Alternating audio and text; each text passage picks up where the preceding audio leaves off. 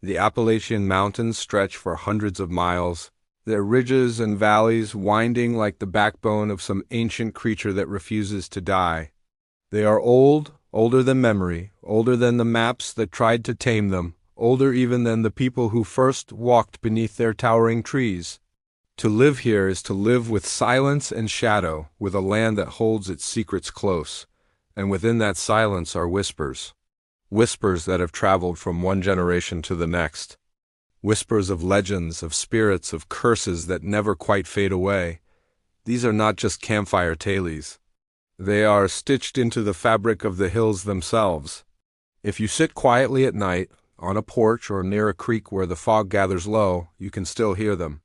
The first whispers come from the deep hollers where the sun struggles to reach. There, people once told of the White Thing, a creature that prowled the forest in silence. Described as massive and pale, with long, flowing fur and eyes that glowed like embers, the White Thing would appear before disaster struck. Farmers said it was a warning. Hunters claimed it stalked them, always just out of sight, its heavy breath carrying on the wind. Some believed it to be a ghost, others a demon, and still others swore it was an animal born of the mountains themselves, something no man could ever trap or kill. To this day, hikers speak of shapes moving in the mist, of unnatural quiet in the woods, and of the strange sense of being watched when no one is around. Then there is the story of Spearfinger, one of the most feared beings of Cherokee legend. She was said to be an old woman who wandered the mountains, her right hand made entirely of sharpened stone. With it, she could slice through flesh as easily as a knife through cloth. Her trick was deception. She would disguise herself as a kind grandmother, approaching children or hunters, calling to them in a gentle voice. And when they trusted her, when they reached her side, she struck.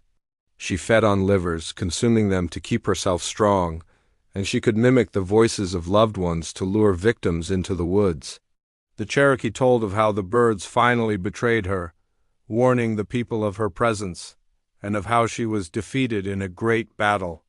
Yet still, among the foggy ridges of the Smoky Mountains, hikers whisper of hearing a voice call out their name in the trees, a voice that sounds so familiar, until they realize they are completely alone. Not all legends speak of monsters. Some are of the land itself.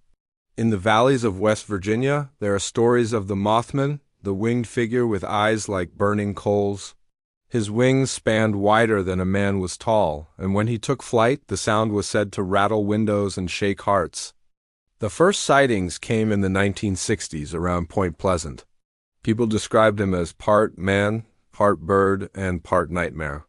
Some thought he was an omen of disaster, which seemed true when the Silver Bridge collapsed in 1967, taking dozens of lives. Since then, Mothman has been seen in other places before tragedy struck, always lingering in the shadows of disaster, never far from calamity. And though skeptics dismiss him as folklore or mistaken identity, drivers on lonely mountain roads still tell of red eyes glinting from the tree line, following them as they speed away. Deeper still in these mountains, where mining towns once thrived and then died, there are ghost stories born from blood and coal. Miners spoke of hearing knocking sounds deep underground, warning them of impending cave-ins. Some called it Tomanakers, spirits of dead miners who remained to guide or torment the living. Others said it was just the earth groaning. But men swore that when they ignored the knocking, tragedy struck. And when they listened, they lived. In abandoned mines today, explorers report strange echoes, shadows that move against the light, and sudden drops in temperature that feel like invisible hands pressing against the skin. The hills remember, even if the world forgets.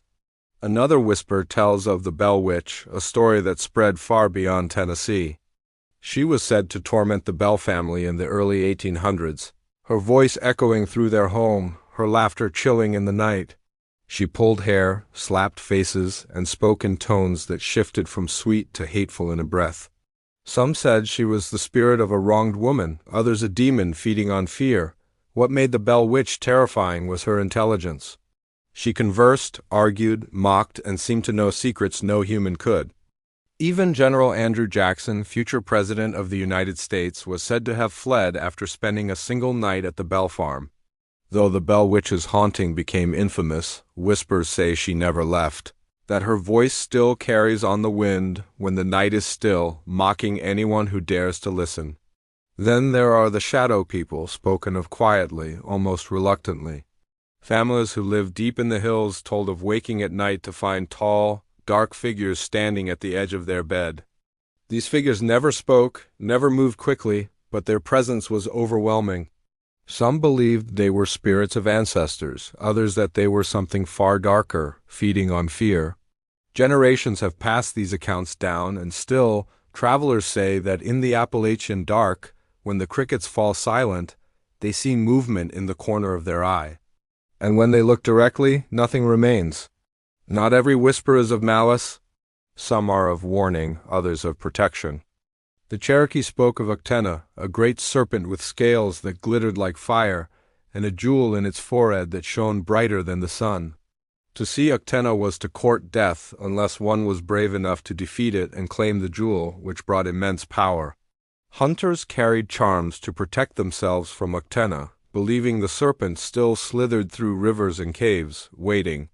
And always, in every town and hollow, there are tales of the dead who refuse to rest. Women in white who appear on roadsides, children who laugh where no children live, old houses where footsteps sound long after the last resident has been buried.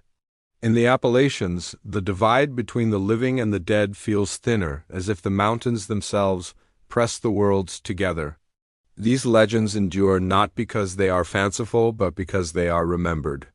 In a land where isolation was once survival, where communities clung to stories as much as to each other, tales became truth.